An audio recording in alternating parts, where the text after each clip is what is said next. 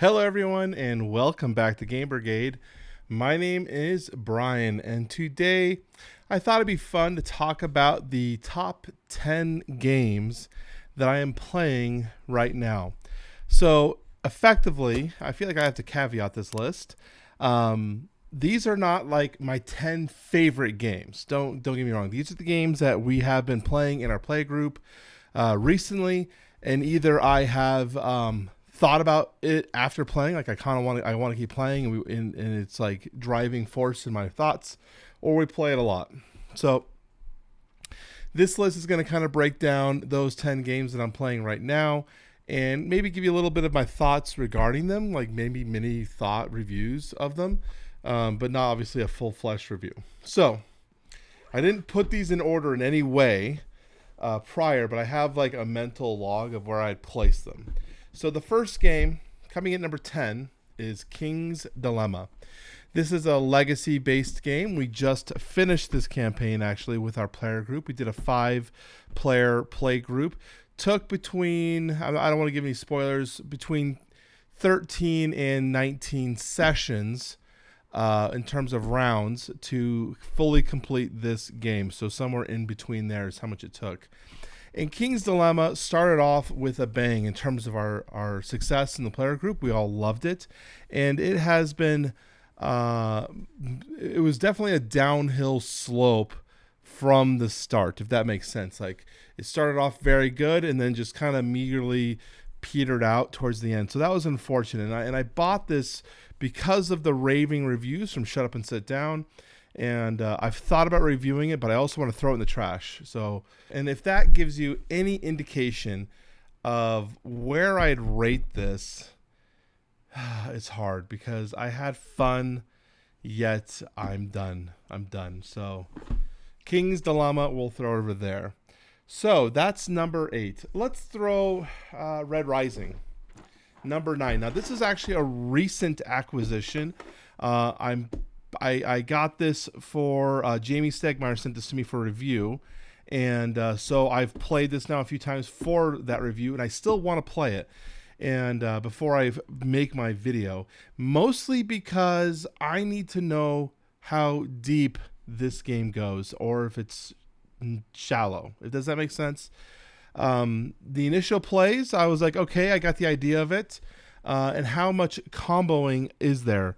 Red Rising is a game of hand construction where you are going to be playing cards from your hand and picking up cards from the board to craft a hand that's going to be comboing with itself, utilizing its cards with each other to basically point solid, to get as many points as possible. The game, I believe there's a game called Fantasy Realms that Red Rising takes a lot of influence from. And this one feels like it should have more depth than Fantasy Realms in terms of the strategies and the different abilities that the houses give you. But I'm curious, how many plays do you need to really get into like the Red Rising feel? Or does it feel like it's just an entry-level gateway game, like a filler? So Red Rising, I'm going to put this at number 9. And I like the game. I had fun with it. Short 45-minute games. So we played a couple of them right in a row, which is not something we normally do in my player group. Normally we're playing heavy, like long games. So playing a game that was like 30 to 40 minutes was like, whoa, we still have time. Let's keep going. So Red Rising, number 9. With that, I'm going to put Terraforming Mars Ares Expedition. I picked this up because we just recently covered the Kickstarter, which had the 3 new expansions for Ares Expedition. And I thought, you know what? I feel like I need to play this game. I need to have an understanding of how it works. I reviewed this game on the channel, so if you want to check out my review officially, you can see that. I have played this since that review. And I would say Ares Expedition is like okay. It's an okay game. We actually did the last playthrough we used Alex Radcliffe's and Board Game Co.'s house rules, where we basically said when you acquire cards, the immediately when you acquire it, you can sell it then for 3 credits, or you can sell it later for 1. One of the issues I had with it in my original play was I felt like the card credits, just discarding whatever you want for 3 credits, was too powerful. And so we were wanting to play around with that idea. I went back and watched Alex's video in terms of his house rules. All of them were like, I felt like going to be fixed by the new expansion, except for the credit one. So we tried that one, and it was okay. It did add some interesting elements where you're drawing cards and you have to make a decision. Then, am I going to keep this card or do I want to get the money now? So Ares Expedition, is it better than Terraforming Mars? I thought about putting Terraforming Mars on this list. We played Terraforming Mars, the original game, once in the last month, because I wanted to get a better contrast versus this. I thought about putting it on this list, but we can't have everything. And I would say I still prefer the original one, Terraforming Mars, over Ares Expedition, but this does give me every feel that I usually that I want to get from from Terraforming Mars. It's just I don't necessarily think I enjoy it as much. I don't feel like I have as much agency as I do in original Terraforming Mars to build my combo and to do what I want to do. So we'll put that one at number 7. Okay, this is going to get harder as we get down. Let's do Kemet. As we get lower down the list, Kemet, it's been a little bit since we played this one, but I constantly am asking my player group, can we play this? Especially when we have 5 players. I have played Kemet at 3, 4, and 5 player counts. I really like it at the max player count. I think it's a total blast. I love having all the different tiles available to choose from, giving people a lot of asymmetry. Come on, Brian, speak English. Asymmetry when they're building their faction. And I like that idea that we're all starting the same, and then we all kind of, create our own army, like our own faction with their own abilities. I think it's great. We do have the Book of Dead expansion in here. And the Book of Dead expansion, we finally started toying around with that and playing that a few times. And it's one of those expansions that in this game, there are different tiles of power tiles, different colors, white, blue, red, black, and then green is the new expansion. And all those power tiles basically can customize your faction. And the green one plays a lot with sacrificing your units and bringing them back out of the dead and whatnot. And I enjoy it. I thought I was like, oh, this is kind of cool. But if you have other people also buying into the green, and so they're also taking those faction tiles, if you don't have the specific combinations, it's so worthless. While all the other tiles feel like they can be standing up on their own, and you don't have to get specific tiles to make them work. So that's my only complaint with Book of the Dead, but otherwise I enjoy having the variety of more tiles. Kemet is one of my favorite dudes on a map battle games right now. I have Class of Cultures, which we have yet to play. I keep asking to play it, but I haven't played it yet. And I'm wondering how it's going to compete with the dudes on a map gameplay. But right now, Kemet is definitely one of my favorite games. It's been a little bit since we played it, so I think it means asterisk 2 months plus. It's right around that 2 month mark. And that's mostly because King's Dilemma took so much freaking of our game time. Like King's Dilemma, it wasn't until recently that I had some more time to play because of King's Dilemma. Okay, so what's next? We've got 4 games. No, we got more. We got way more. Okay, let's do Moonrakers then. And this one's hard.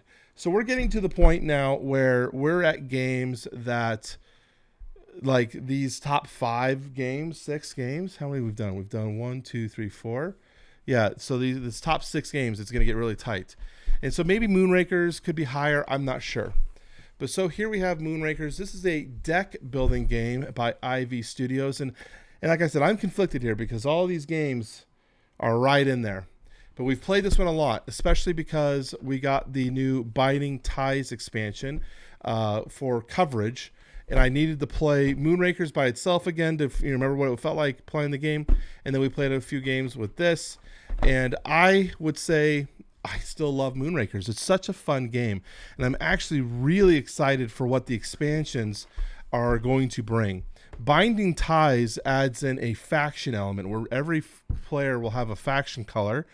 And by doing jobs together with other players, you are going to gain faction reputation with them, which you can then spend for bonuses to make your thing better.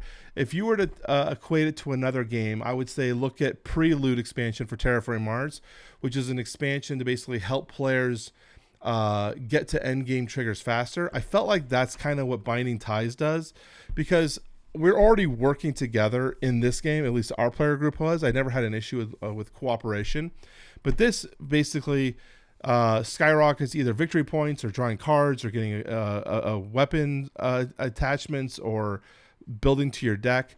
It basically just felt like it was a boost to the speed of the game. Now that could be positive or negatively, because I didn't mind the depth and the range of how Moonrakers plays. I liked how long it was. It wasn't long. I'm just saying I liked its time. This almost shortened the game. Like, it felt like by the time I played this, my deck was just starting to become where I wanted to be, and then the game was over. So we'll have to see how the other cards, when we get to the other expansions, how they play into that. So let's probably go with the Lord of the Ring. No, we're going to do something else. We'll do this one. And this one kind of sucks that it's so low, but it's because it's so hard to play, and it's because this is a lifestyle game. That's what one of my players in our player group says. Too Many Bones, the adventure game from Chip Theory Games. And he calls this a lifestyle game because it's a game that you have to play a lot to really get the depth of the characters and understand them and learn different synergies and how you want to upgrade them. That's pretty much, it requires a lot of different plays. And Too Many Bones was a game we played a ton at the beginning of the year. Took some breaks because we had to play other games. Recently played it again, and I want to play it even more now because I was like, oh man, I forgot how much fun Too Many Bones was. Plus, it's such a good challenge, a good puzzle. And I really like the fact that it's, pretty usually encased in that 2 to 3 hour mark. So you get a pretty good meaty night, but it doesn't take all night to play. So that's this one. And I will say we're getting to a point in the video where we're going to have a lot more of these lifestyle-based game, which has been, I would say, more difficult for me in terms of making sure I'm getting all my plays through. So we'll show those. Let's put that down here. Now these ones are all very tight. I'm putting this one next. This is the next not lifestyle game. But we have Dune Imperium, and this is including the Rise of Ix expansion. As I've said before, I have never played this without the expansion. In fact, I just went through and took apart my old Risk 2210 game, and I added the components to this game so that I could have some deluxeified components. So I have minis now, the little figurines, to replace the cubes. So you can see here I have like these little minis now. I still have the original base things. If someone's like, I don't want to play with those, I want to play with the cubes, I like the cubes, you still have that option. But I basically went through and added all of that in here because I like this game. I like it a lot. And it's another deck building game. I obviously really gravitate towards deck building games right now. And it's a worker placement game. So players have to build their deck, and the cards that you play will indicate where you can send your agents or your workers. I really enjoy that element of this game. I could say that the deck building portion could be a little better in terms of the combinations and synergies that you could generate. They have synergies with, if you want to do a Fremen Bond or something where you have to have certain cards already previously played that turn. But I feel like there could be more. But it's accessible, it's easy to teach, and I like the variety of agency that players are given in terms of how you want to approach it. Do you want to go tech heavy? Do you want to go military heavy? Do you want to go deck building heavy? We're trying to do Subvertitude and gonna get points through the intrigue cards. I like the variety. And anytime there's a game that gives a player options in terms of how they want to choose to get to the final scores, I like that a lot. So Dune Imperium is a game that I still constantly request at game night, and I almost wonder if I'm like the only one now. I don't think the rest of my group is having as much fun with this as I am at this point, but I just keep wanting to play it. I keep wanting to play it. So I think, what is this coming at, number 3, number 4? Man, did I even count this right? I'm not even sure if I counted all my games right. So let's see here. Okay, we'll do Lord of the Rings now.